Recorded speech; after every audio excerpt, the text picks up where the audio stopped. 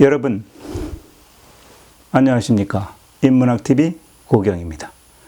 지난 시간에는 사마천 사기 본기 중에서 하본기 우임금에 대한 이야기를 했습니다.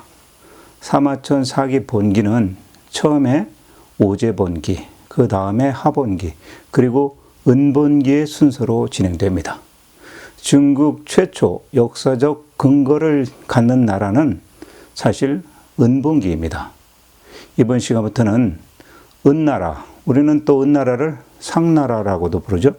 이 은나라는 지금부터 약 3600년 전에서 3000년 전, 그러니까 기원전 1600년부터 기원전 1046년까지의 약 600년간의 왕국을 이루었던 나라가 되겠습니다. 자, 지금부터 은나라에 대한 이야기를 시작해 보겠습니다. 은나라는 사마천의 사기 역사책에 기록으로만 존재했던 오제본기 그리고 하본기와 함께 전설 속의 나라로 여겨져 왔는데, 은나라 시대의 이 역사적 증거, 예를 들면 유물들이 발견되면서 전설이 아닌 실존했던 왕조로 세상에 알려지게 되었습니다. 따라서 은나라는 중국 최초의 역사적 근거를 갖게 되는 실체가 확인된 그러한 나라가 되겠습니다. 원래 은나라는 상나라라고 불려져야 타당합니다만, 상나라가 은허라는 지역을 상나라의 도읍으로 삼은 이후 은나라라고도 불려지게 된 것입니다. 따라서 상나라는 은나라와 같은 왕조를 의미하게 된다, 이렇게 이해하시면 되겠습니다. 자, 오늘 이 시간에는 은나라 유적의 발견과 그 의미에 대한 이야기를 먼저 하고, 은본기 내용은 다음번 영상에 은왕조만, 따로 은왕조의 건국을 이룩한 탕임금으로부터 은의 멸망까지 이르게 한 주왕까지 이야기 시간으로 가져보겠습니다. 그럼 은나라의 역사적 근거가 된 유물에 대해서 지금부터 이야기해 보도록 하겠습니다. 여러분은 갑골 문자에 대한 이야기를 들어보셨죠? 바로 이 문자를 사용한 왕조가 은나라 때 사람들입니다. 지금으로부터 약 120년 전인 1899년 청나라 말기, 국자감 제주, 그러니까 지금으로 치면 아마 국립대학 총장 정도의 지위에 해당하는 그러한 인물입니다. 그러한 직분을 갖고 있었던 왕의영이라는 사람이 있었습니다. 왕의영은 당시 고대 금성문을 연구하는, 그리고 그러한 자료들을 수집하던 고고학에 관련된 일을 하고 있었습니다. 어느 날 왕의영이 말라리아 병, 그러니까 학질이라고도 표현하죠. 이 말라리아 병에 걸려서 앓고 있었습니다. 그래서 이 왕의영이 자기의 그 병 치료를 위해서 그 병에 특효가 있다고 잘 알려진 한약재, 그러니까 그 당시에는 이제 용골이라고 불려졌는데, 척추동물의 어떤 골격 등 이런 것들을 갖다가 말하는 겁니다. 그래서 이 용골을 구입을 하게 됩니다. 그때 한약재로 구하게 된 뼈를 곰곰이 살펴보던 왕의영이 용골에 뭔가 희미하게 무늬가 그려진 것을 발견하게 됩니다. 그 사람이 발견한 그 무늬가 바로 세상에 아직 한 번도 알려지지 않았던 고대 문자인 갑골 문자였던 것입니다. 자, 이 뼈를 연구한 결과 이것이 용골도 아니고 수천 년 된 거북 껍데기에, 또는 일반 동물들의 뼈로서, 거북 껍데기 보시면 배 껍데기가 있지 않습니까? 그 위에 새겨진 도안의 형태를 식별하게 되는데, 쉽게 말해서 우리가 한자로 보여지는 나릴, 그 다음에 달월, 그 다음에 매산, 물수 등 이런 글자들이 보여지는 겁니다. 나중에는 상나라 때 몇 명의 왕의 이름도 그 갑골 문자로 쓰여져 있다는 것을 알아내고서 갑골문 위에 새겨진 것이 고대의 글자라는 것을 알게 되었던 것이죠. 자, 그러면 어떻게 해서 이 갑골문이 새겨진 용골을 발견하게 되었고, 이 용골이 약방에서 약재로 널리 팔리게 되었는지 말씀드려 보도록 하겠습니다. 처음에 이 용꿀이 발견되게 된 계기는 허난성 안양시 서북에 위치한 소둔촌이라는 곳에 사는 이성이라는 한 농민이 살고 있었는데, 이 사람이 밭을 가는데 이상하게도 밭에서 오래된 것 같은 고대의 거북뼈, 그러니까 갑골이라고 표현하죠. 이런 것들이 계속 발견되는 것이었습니다. 자, 이성이라는 이분은 여러 번 밭을 경작하면서 당시에 동으로 만드는 어떤 동기 제품, 그 다음에 옛날에 그 화폐, 동전, 그 다음에 옛날에 어떤 그 사용되었던 거울, 이런 것들을 찾게 되었고, 특히 그러한 유물을 발견해서 재미를 본 적이 있었던 것입니다. 자, 이성이 용꿀을 중국에서 약방에 맨 처음 내다 팔기 시작한 사람입니다. 그 이성의 직업은 원래 이발사였다고 합니다. 근데 이 이성이 약방에다가 갑골을 팔기 시작한 계기는 이렇습니다.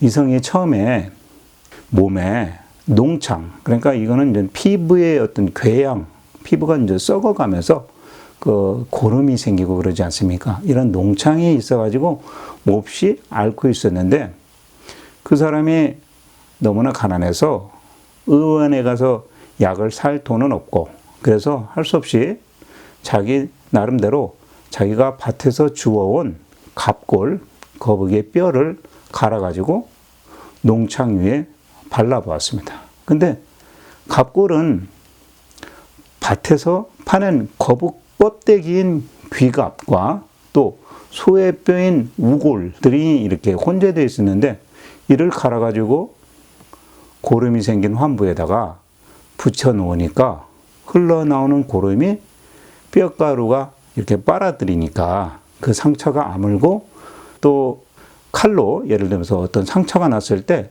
그 가른 뼈를 상처에 바르게 되니까 아물었다고 합니다. 이래서 이 사람이 처음으로 뼈를 갈아서 만든 약효의 효능을 보게 된 거죠. 그래서 이 이성이라는 사람이 그 효능을 알게 된 겁니다. 여러분, 혹시 이 영상을 시청하시는 분들 중에서 이명래 고약이라고 들어보셨나요? 제가 어렸을 때 몸에 난 상처가 잘 아물지 않고 상처 안에 고름이 생겨서 잘 짜지지 않을 때 이 이명래 고약을 붙이고 있으면 그 속까지 스며있던 고름이 시원스럽게 빠져나오고 상처는 바로 아물었던 그런 기억이 있습니다. 지금 생각해 보니까 그 고약의 주성분이 아마 뼈가루가 아니었나 하는 생각이 듭니다. 자, 아무튼 이 이성은 이러한 점에 착안해서 용꿀을 수집하기 시작합니다. 그래서 약 이름을 용꿀이라고 붙인 거죠. 그리고서 이를 약방에 내다 팔기 시작했습니다.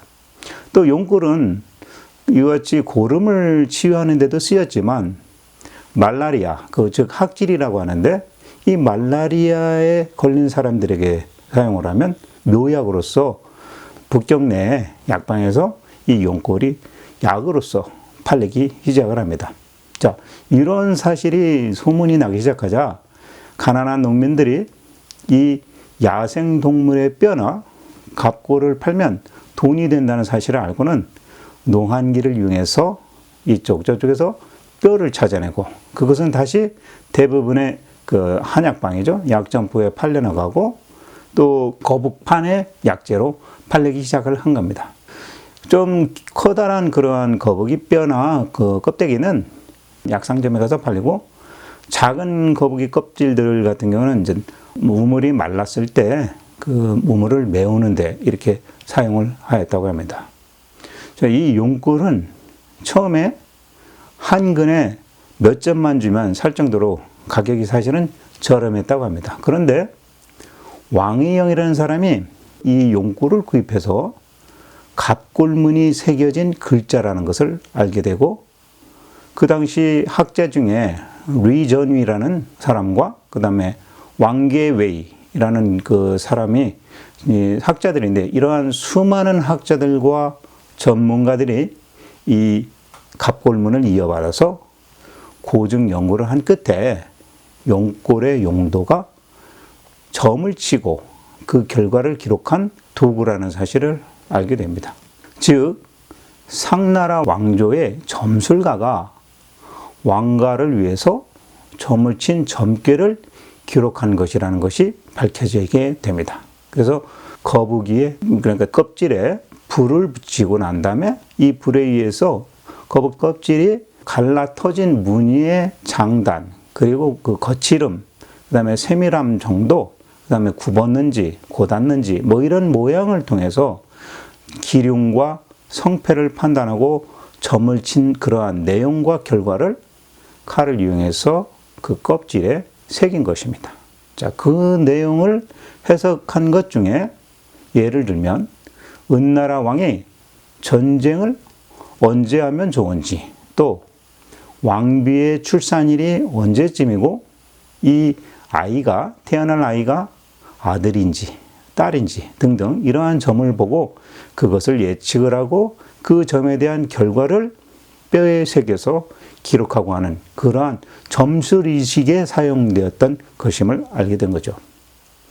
은나라 왕은 정치와 종교를 함께 맡아서 다스리는 그러한 시대의 천자였습니다. 나라에 어떤 중요한 일이 있을 때면 점을 치고 그 점에서 나온 것에 따라서 결정을 하고 점을 친 그 결과를 거북이의 배딱지나 내지는 짐승의 엉덩이뼈에 적어 놓았다고 합니다. 이것이 바로 갑골 문자라고 이야기되는 거죠. 자, 이처럼 약재로 쓰였던 용골이 학술적인 가치가 있다는 것이 알려지면서 미국이라든지 일본, 영국 이런 국내외에서 많은 학자들이 그것을 찾게 되면서 이 용골의 가격이 상승하기 시작을 합니다. 심할 경우에는 약 100배 이상의 가격이 뛰었다고 합니다. 자, 이렇게 비싸게 팔리니까 오히려 구하기 어려운 상황에 직면하기도 했다고 합니다. 자, 여기서 잠깐 문자가 만들어지는 형식을 이야기하고 넘어가겠습니다. 갑골문은 중국에서 가장 초기에 만들어진 문자의 형식입니다. 이러한 문자를 만드는 형식에 육서라고 하는데 이 육서에 대해서 알아보면 첫 번째로 상형, 그 다음에 지사, 세 번째 회의, 그 다음에 형성, 그 다음에 전주, 그 다음에 가차 이렇게 6개 글자 만드는 방법이 있습니다. 그러면 이 육서의 구분에 대해서 한번 이야기해 보도록 하겠습니다. 맨 먼저 상형입니다.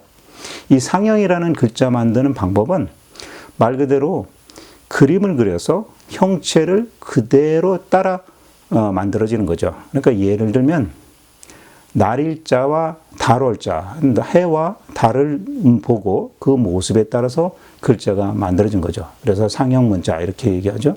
그리고 두 번째 지사, 이것은 무슨 뜻이냐면 어떤 형상을 잘 살펴가지고 그 뜻이 나타내는 것으로 표현을 하는 겁니다. 그래서 예를 들자면 윗상과 아래하 이러한 글자들은 지사에 의해서 만들어진 문자라고 볼 수 있죠. 그리고 세 번째 회의입니다. 자, 회의는 글자를 나란히 펼쳐놓고서 그 글자의 두 개, 세 개를 조합을 해서 뜻을 합쳐서 사물을 가리키는 그러한 글자인데요. 우리가 쉽게 한자 중에 휴식할 때 쓰는 그 휴인데 그거는 이 한자는 보시는 바와 같이 사람 인자와 나무 목자가 합성이 되어 있습니다. 그래서 나무에 사람이 기대어 쉬는 그러한 모습을 보여주고 있는 거죠. 그래서 이러한 글자 형식이 되겠고요. 네 번째로 이제 형성이라고 해서 사물로서는 뜻을 이렇게 뽑아오고 그 다음에 소리를 취해서 두 사물의 뜻과 소리를 합치는 겁니다. 그러니까 글자가 의미와 소리를 합성시킨 거죠. 예를 들면 우리가 이제 큰 바다로 갈 때 대양이라고 표현하잖아요. 그때 이 양이라는 이 한자는 물수의 그 다음에 양 두 가지 글자가 합성된 거죠. 이와 같이 어떤 의미와 소리를 합성시켜서 만든 문자가 형성 문자다 이렇게 볼 수 있겠습니다. 그리고 다섯 번째는 전주입니다. 전주는 같은 류의 글자를 한 수에 세워가지고 같은 뜻을 서로 주고받는 것이다 라고 표현할 수 있는데, 예를 들면 우리가 지금 옆에 보시는 바와 같이 이 고자입니다. 그래서 이 고자는 선조를 의미하는데, 우리가 이제 나이 드신 분들이 이제 대부분 선조잖아요. 그래서 이 옆에 보시는 또 다른 글자, 이 늙을 노자인데, 이 노자가 그러한 전주에서 같은 류의 글자들의 어떤 수에 의해서 뜻을 서로 이렇게 주고받는 그런 글자의 형태로 만들어지는 것을 말합니다. 그리고 마지막으로 이제 6번째, 가차라고 하는데, 이 가차는 본래 그 글자가 없어가지고 소리에 의해서 글자를 만들어내는 그러한 겁니다. 그래서 예를 들면 이 명과 장 이런 글자가 바로 가차에 의해서 만들어졌다고 하는데, 말로는 존재하지만 문자로서는 존재하지 않는 그런 단어 내지는 그러한 글자를 뭔가 문자로 나타내기 위해서 표현하고자 하는 단어의 발음과 같거나 비슷한 다른 기존의 한자로 표현하는 것을 가차라고 표현을 하고 있습니다. 자, 우리가 중국에서 이제 외국어를 표현할 때 이런 가차의 음을 많이 사용하게 되는 거죠. 자, 그러면 지금부터는 이 갑골, 거북이 백껍데기 안쪽에 새겨진 그러한 문자가 은나라의 유물임을 알게 된 일에 대해서 설명을 드리겠습니다.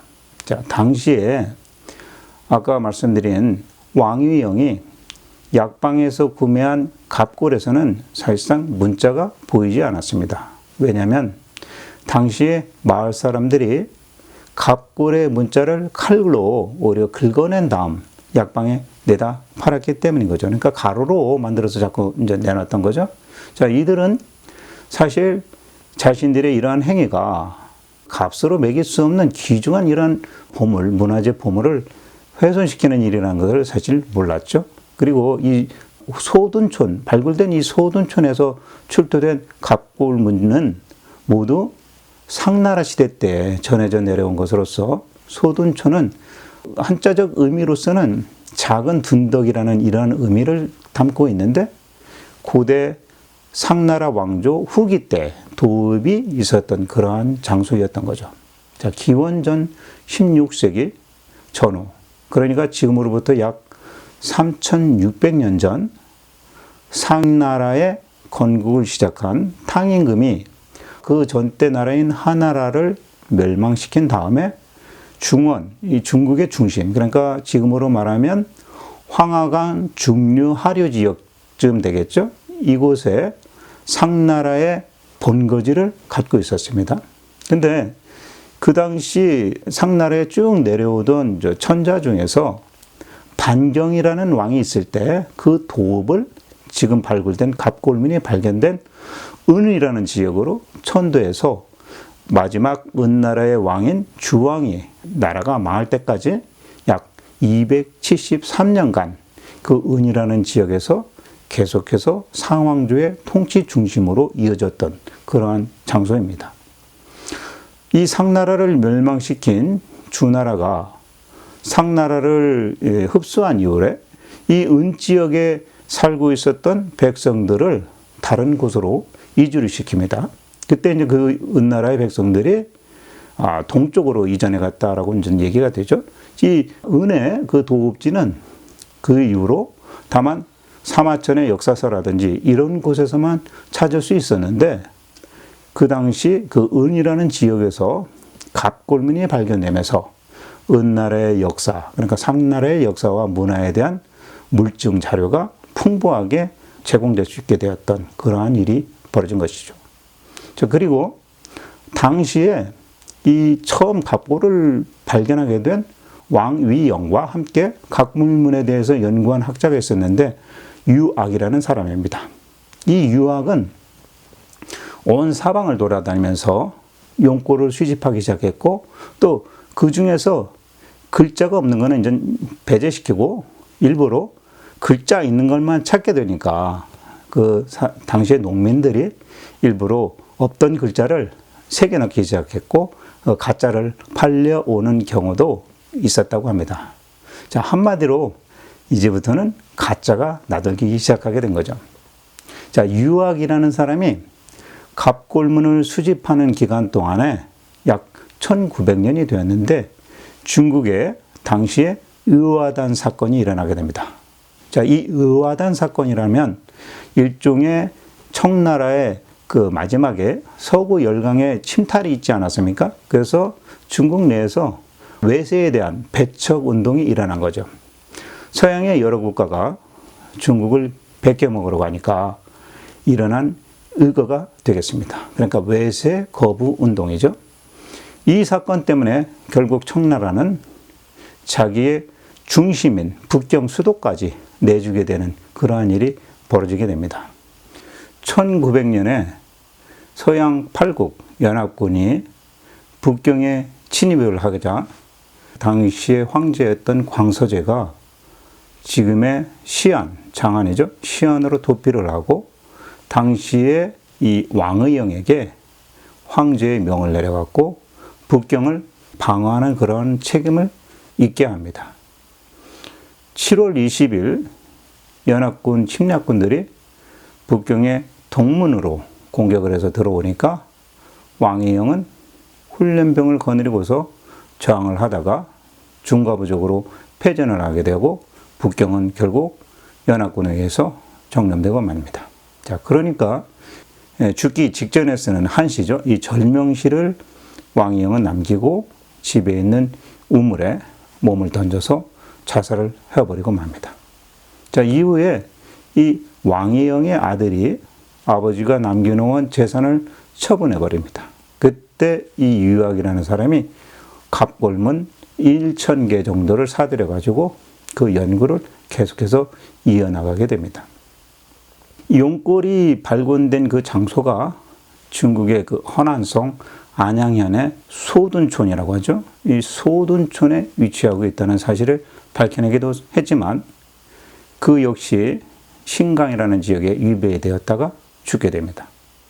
자, 왕의영이 갑골문에 대한 해석을 완성하지 못하고 죽었지만 그가 하던 갑골문에 대한 연구 사업은 다른 사람들에게 또 전하여집니다.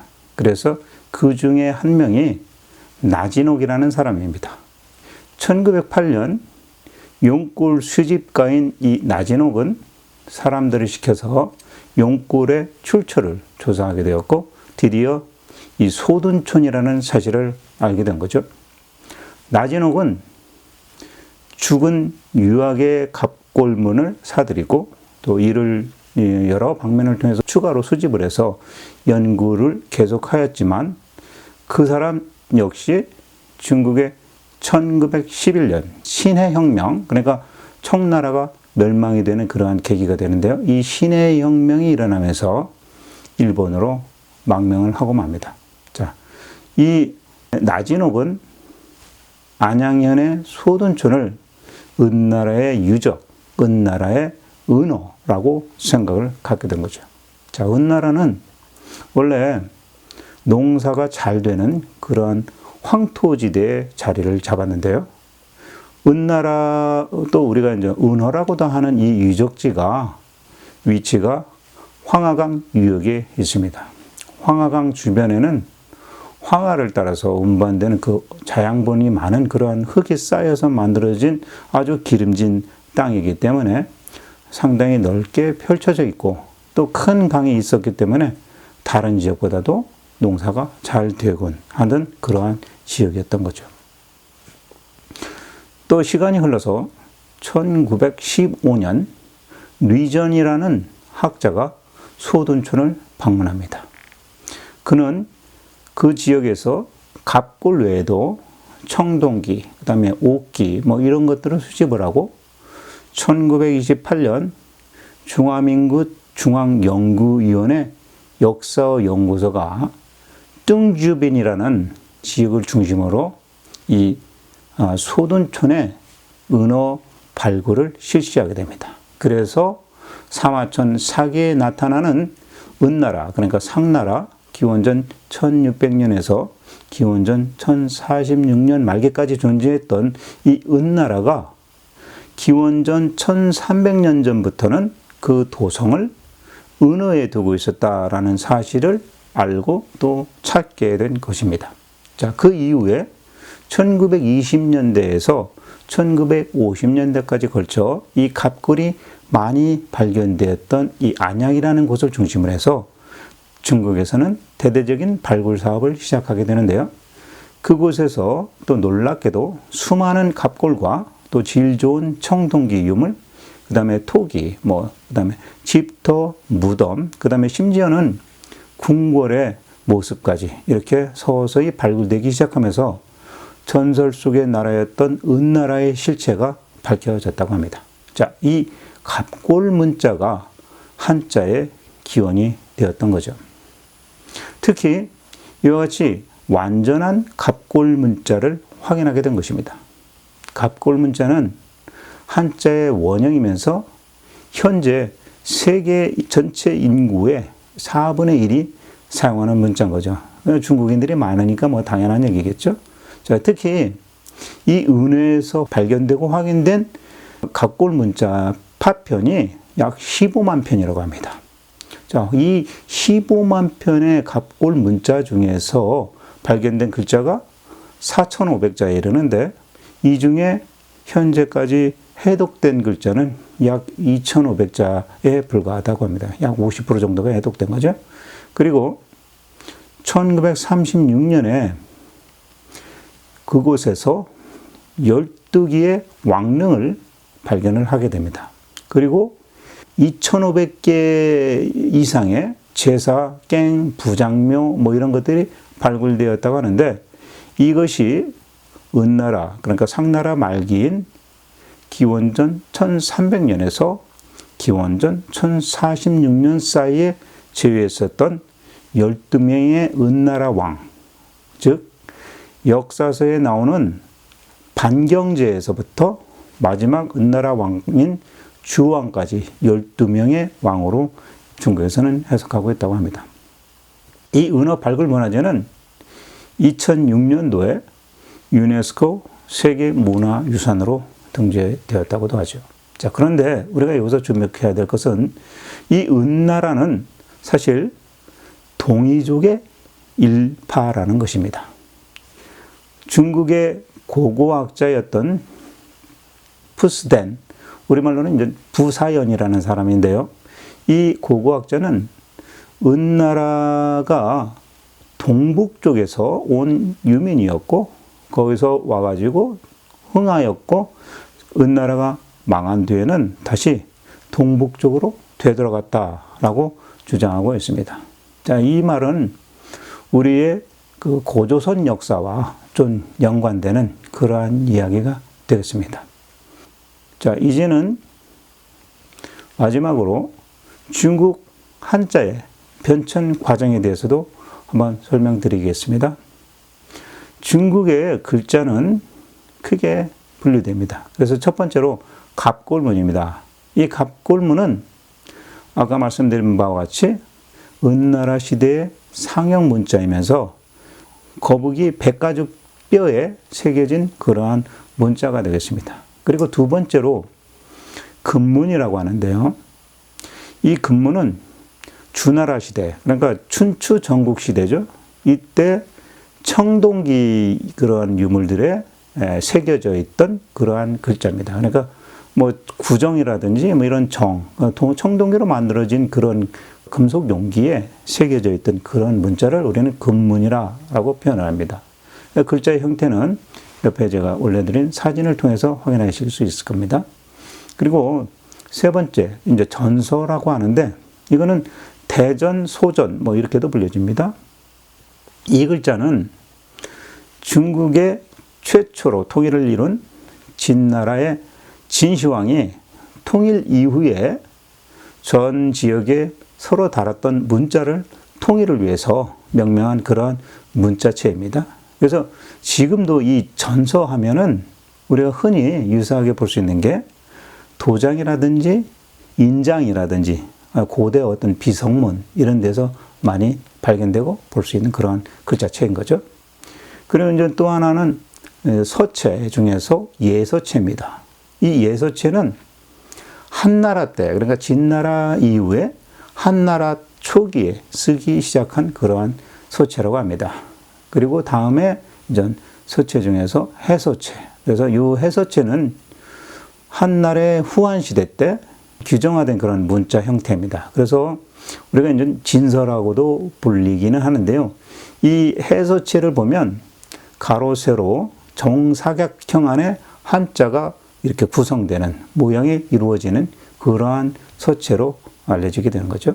그래서 이와 같은 서체 종류에는 진서, 예서, 그리고 해서, 행서, 초서 이렇게 분류가 되는데 특히 우리는 초서 같은 경우는 막 필기체로 흘려 쓰는 책이기 때문에 전문가가 아니면 잘 그 한자를 해석해내기가 어려운 그런 글 자체가 되겠죠. 자, 지금까지 제가 사마천 사기의 은본기에 들어가기 전에 은나라의 유물 중에서 갑골문에 대한 이야기를 먼저 첫 시간에 여러분들에게 말씀드려 보았습니다.